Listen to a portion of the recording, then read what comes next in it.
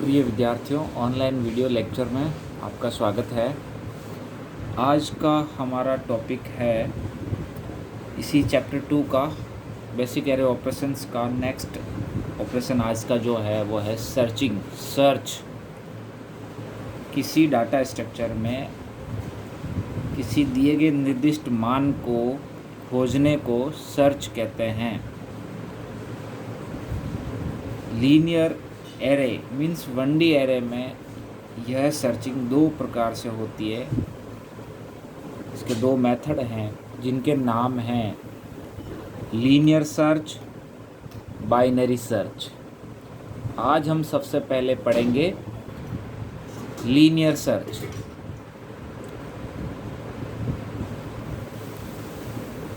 Linear search यह एक बुनियादी और सरल सर्च प्रक्रिया है, एक सिंपल और बेसिक प्रक्रिया है। जनरली यही सबसे पहले लोग इसको यूज़ करते हैं। तो यह एक बुनियादी और सरल सर्च प्रक्रिया है।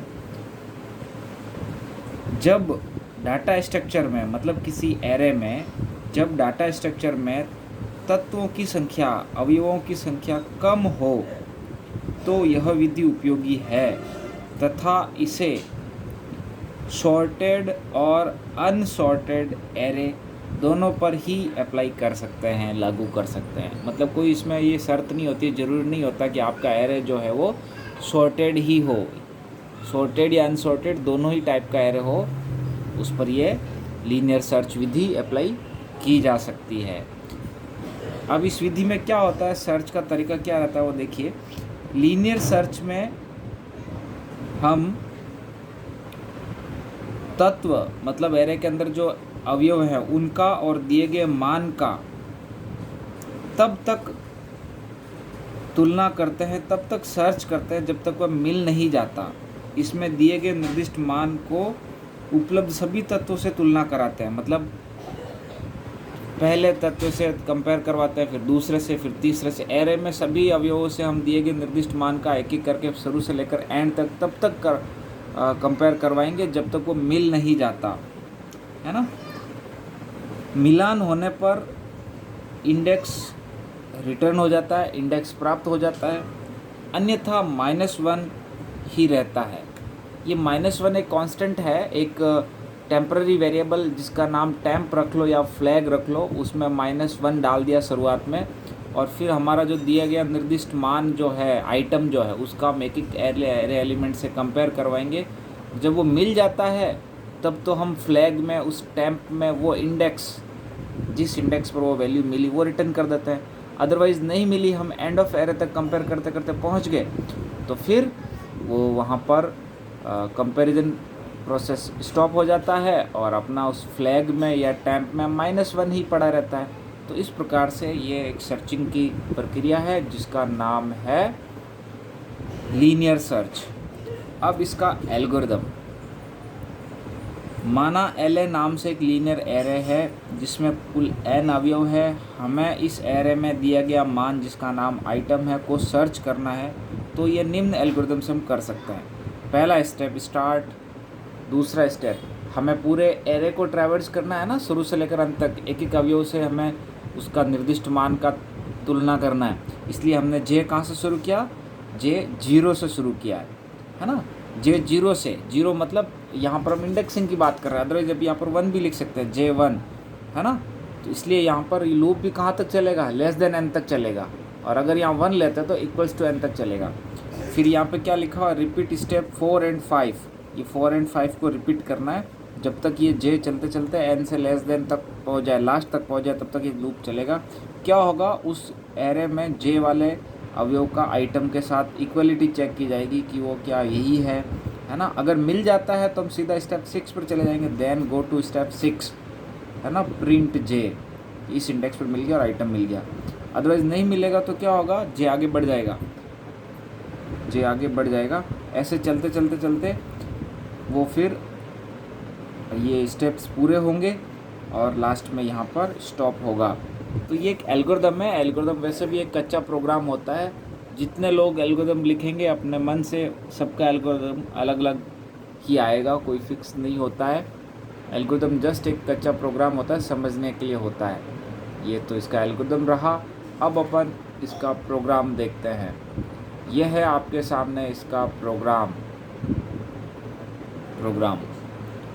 Hatch include stdio.h void main एक एरे एले नाम से है जिसको इनिशियलाइज कर दिया है 5 एलिमेंट से, इसलिए मैंने यहाँ पर n नहीं लिखा, मतलब यहाँ पर ब्रैकेट के अंदर लिखा नहीं है। आप चाहो तो 5 लिख भी सकते हैं, बट अलाउ करता है कंपाइलर ऐसे।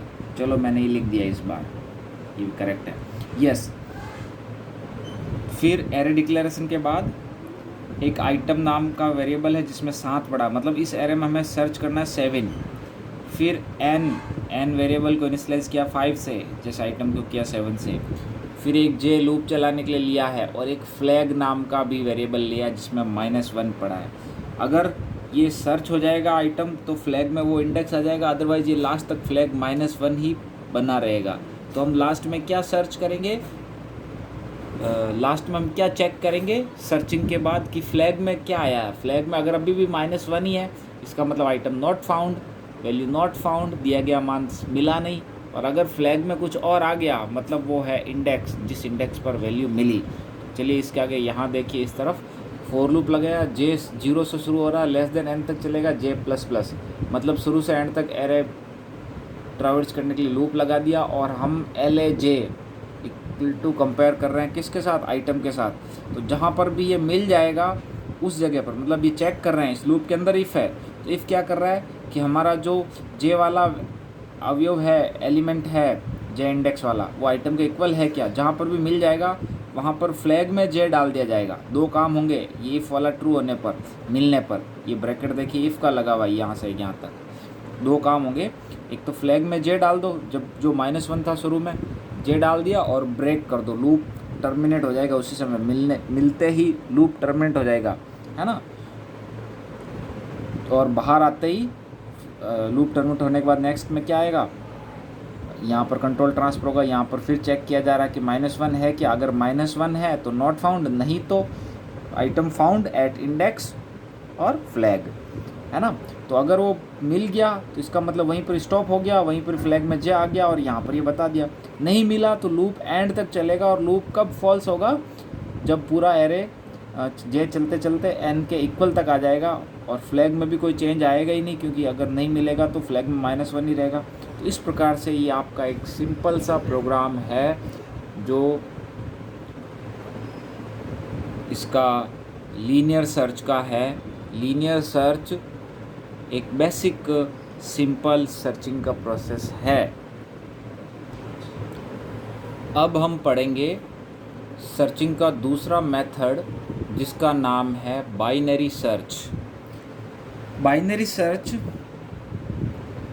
किसी सॉर्टेड एरे पर ही अप्लाई किया जा सकता है, ये इसकी कंडीशन है। सॉर्टेड का मतलब एरे में एलिमेंट्स पहले से किसी एक ऑर्डर में जमे हुए होने चाहिए, असेंडिंग या डिसेंडिंग। तो बाइनरी सर्च किसी सॉर्टेड एरे पर ही लागू किया जाता है। जब किसी एरे में तत्वों की संख्या अधिक हो तब इस विधि का प्रयोग ज़्यादातर करते हैं, है ना। जब कम अवयव होते हैं एरे में तो वहाँ पर लीनियर सर्च ही लगाना ठीक रहता है। जब आपके एरे में बहुत ज़्यादा अधिक मात्रा में अवयव हैं तो आपका एरे सॉर्टेड भी हो, और तब हम लगा सकते हैं बाइनरी सर्च। अच्छा, बाइनरी सर्च में क्या करते हैं, बाइनरी सर्च में सबसे पहले हम जो दिया गया निर्दिष्ट मान है को एरे के बीच में, सबसे पहले मिड में चले जाते हैं, एरे के सबसे बीच वाले तत्व से तुलना करते हैं। यदि बीच में मिल जाता है तो वो इंडेक्स रिटर्न हो जाता है। अन्यथा यह जाता है कि दिया गया निर्दिष्ट मान बीच वाले अवयव से कम है या ज़्यादा। अगर कम है तो आगे के आधे हिस्से में, अदरवाइज पीछे के आधे हिस्से में फिर से वही सर्चिंग की प्रक्रिया को दोहराया जाता है। और ऐसा करते करते दिया गया मान अगर एरे में उपलब्ध है तो हमें मिल जाता है, अन्यथा -1 रिटर्न करते हैं। एक एग्जांपल से समझिए आप इसको, फिर इसका एल्गोरिथम और प्रोग्राम नेक्स्ट वीडियो में भी हम करेंगे। यह आपका एक एरे है जिसमें 8 एलिमेंट है, LA नाम का एरे है, n यहाँ पर 8 है, और एक आइटम जिसको हमें सर्च करना है वो है, आइटम जिसको हमें सर्च करना है वो है यहाँ पर, मान लो हमें इसमें सर्च करना है, इसमें सर्च करना है 60 को। 60 कहाँ पर है? तो देखिए क्या करते हैं इस विधि में, एरे आपका सॉर्टेड होना चाहिए, ये सॉर्टेड है, देखो 2 के बाद 8 के बाद 19, 27, 42, 60, 63, 86, तो सीधा मिड निकालो। इसमें मिड निकालते हैं। मिड कैसे निकालते हैं? जो बिगिनिंग है प्लस जो लास्ट है डिवाइड बाई 2 करते हैं। तो बिगिनिंग अभी आपका शुरू में 0 रहेगा, लास्ट आपका शुरू में 7 रहेगा, तो है ना। तो 0 + 7 डिवाइड बाई 2 बराबर यहाँ पर इसमें 3 आ जाएगा। 3.5 नहीं आएगा, इंटीजर लेना पड़ता है, मतलब ये वाला है। तो बिगिनिंग वाला मिड वाला जो है वो है ये। तो सबसे पहले हम इस 60 का कंपेयर किससे करेंगे? सीधा मिड पे जाके करेंगे। क्या मिल गया? नहीं मिला, ये तो 27 है ना। तो फिर ये चेक करेंगे कि ये जो 60 है ये इस 27 से छोटा है क्या? तो चेक किया, नहीं है। अगर छोटा होता तो हमारा सर्चिंग का एरिया क्या होता? ये वाला बनता। अब ये छोटा नहीं है, मतलब बड़ा है, तो अब हमारा जो सर्चिंग का एरिया जो है वो बचकर ये वाला रह गया, ये वाला। मतलब अगर ये निर्दिष्ट वैल्यू पहली बार में मिड पे नहीं मिलती है तो हम दूसरा ये चेक करते हैं कि क्या वो इससे छोटा है। छोटा है उस केस में बिगिनिंग तो वही रहता है, वहीं से शुरुआत होगी, लेकिन लास्ट जो यहाँ था वो बदलकर इससे भी एक कम हो जाता है। किससे? जब भी लास्ट बदलेगा तो हमेशा वो मिड जो है उससे एक कम पे बदलेगा। मिड जो है उससे कम नई रेंज बनेगी उसमें। वो कब बनेगा? जब आपका दिया गया निर्दिष्ट मान मिड से छोटा है। और अगर इस केस में जैसे यहाँ पर क्या हो रहा है, मिड में नहीं मिला पहली बार में और ये भी दिया गया निर्दिष्ट मान मिड से बड़ा है, तो इस केस में अब यहाँ पर कौन बदलेगा? लास्ट तो वहीं रहेगा, लेकिन बिगिनिंग जो यहाँ से हो रहा था अब वो इसके एक आगे से।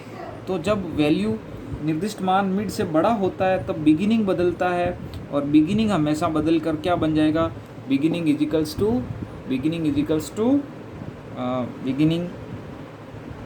हमेशा हो जाएगा मिड +1 हो जाएगा। तो ये जब भी बदलेंगे बिगिनिंग मिड से एक आगे जाएगा, लास्ट जब भी बदलेगा मिड से कम होगा। दोनों में से कोई एक बदलेगा और फिर से नया एरे माना जाएगा, सब एरे बन जाएगा, और उसमें वापस वही नया मिड निकलेगा। जैसे अभी ये है, अभी अपना 0 और 7 था, तो अब ये बदल कर क्या हो गया? अब यहाँ पर ये बिगिनिंग बदला है, तो बिगिनिंग बदल कर क्या हो गया? मिड +1, मतलब ये 4 हो गया। अब 4 to 7 के बीच में, तो 4 और 7 के बीच में अब नया मिड क्या बना? 7 और 4 11/2 है ना। तो यहाँ पर ये 5 बना, नया मिड 5 बना। क्या मिल गया? यस, मिल गया। तो ये रिटर्न कर दो 5। नहीं मिलता तो हम देखते कि मान लो ये आपका 63 होता 60 की जगह, तो हम क्या कहते कि इससे बड़ा है या छोटा है? मान लो 42 होता तो इधर वाली रेंज लेते, ठीक है। तो ये इस प्रकार से प्रोसेस दोहराया जाता है जब तक कि वो वैल्यू मिल नहीं जाए।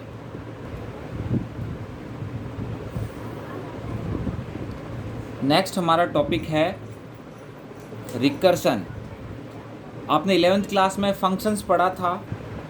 11th क्लास में हमने फंक्शंस पढ़ा था, user defined function, standard function, और वहाँ पर आपने पढ़ा था हम एक फ़ंक्शन बना सकते हैं, मतलब उसकी डेफिनेशन लिखते हैं। अगर फंक्शन को मेन फंक्शंस के बाद में लिखा जाता है, डिफ़ाइन किया जाता है, तो उसकी प्रोटोटाइप भी लिखते हैं। वहाँ पर फंक्शन कॉलिंग के बारे में भी पढ़ा, और वहाँ पर एक टर्म था रिकर्सन, है ना। तो ये रिकर्सन वही है, 11th क्लास में आपने पढ़ रखा है, बिल्कुल यस।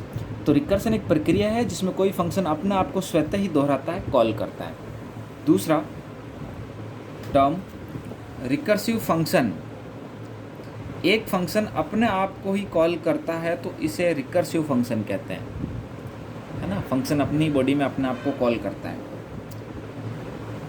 नेक्स्ट, रिकर्सन के लिए कुछ शर्तें, ये ज़रूरी है, इंपॉर्टेंट है। 2 शर्तें हैं यहाँ पर।